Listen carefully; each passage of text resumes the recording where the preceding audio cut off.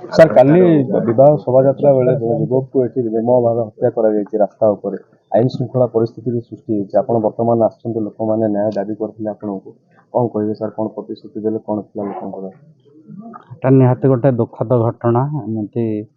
गोटे माने नृशंस भाव गोटे युवक को हत्या कराई सद्य विवाहित तार स्त्री लक्ष्मी पात्र माने तार संसार उपरे तार संसार उजड़ी जाइए गोटे भारी खराब घटना आईनगत कार्यानुष्ठान निश्चित भाव ग्रहण करा प्रशासन तरफ आम तार प्रशांत प्रधान पत्नी को गोटे थैथान करने कौन गोटे सरकारी अनुष्ठान आम कार्य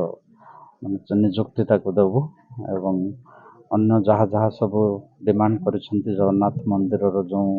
अवैध भाव एवं बेआईन भाव जो मैंने जबरदखल करके अच्छा माने आम जगन्नाथ जो जगह माने उच्छेद करूँ एवं वर्तमान जो अनुकंपा राशि विषय में गोटे डिमांड अच्छी ता विषय आम जहाँ जहाँ माने जी डिमांड कर सरकारी जी दिया यूजुआली एक्स ग्रासिया प्रदान कर सर ये नुआ घटना नुह अभियुक्त ना पूर्व अनेक आपराधिक मामला रही से हाथमर्डर केस विभिन्न लोकों सहित झगड़ा परिस्थिति लगी रही आईन श्रृंखला परिस्थिति जो बिगिड़ी आईन अनुसार केते कठोर दंड दि जाए तो आपण माने समस्त अवगत अच्छा यार माने जो मानकर माने 302 धारा रे जहाँ इंडियन पिनाल कोड एटा माने निश्चित भाव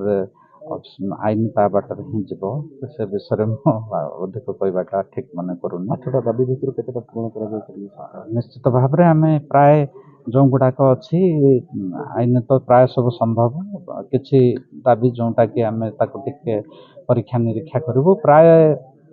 से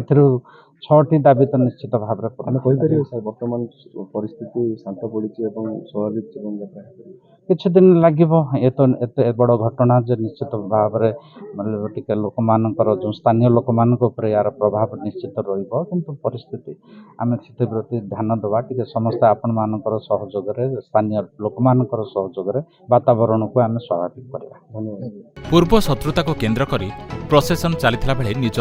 बदला नेबापाई मनीषरू अमनीष पालटी श्रीहरि प्रधान प्रशांत प्रधान को संघबद्ध होई छुरारे आक्रमण करथिले। मंगलवार राति मेडिकल रे डाक्तर मृत घोषणा पर उत्त्यक्त लोके अभियुक्तों घर गाड़ी पोड़ी रास्ता अवरोध करथिले। जातीय राजपथ 326 को 2 घंटा धरी 4 प्लाटून पुलिस 7टी थानार थाना अधिकारी अग्निशम विभाग एडीएम वीरेन्द्र कुमार दास और उपजिल्लापाल अनूप पंडा आसी बुझासुझा करी आंदोलनकारी 8 दफा दाबी तुरंत पूरण कराजिबो और रेडक्रॉस रु 20,000 टंका प्रदान करथिले। परे रास्तार घटिथिला। मोहनारू अंशुमान पंडा रिपोर्ट स्वस्तिक न्यूज।